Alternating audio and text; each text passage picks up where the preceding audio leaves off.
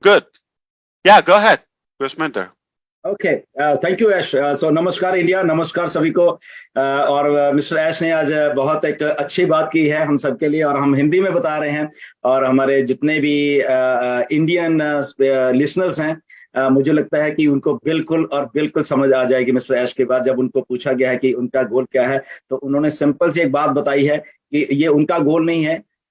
एक गोल ये है कि एक लाइफ है जो ऑन पैसिव के पहले की लाइफ है जो अब चल रही है, और दूसरा है कि जो ऑन पैसिव के बाद वाली लाइफ होने वाली है।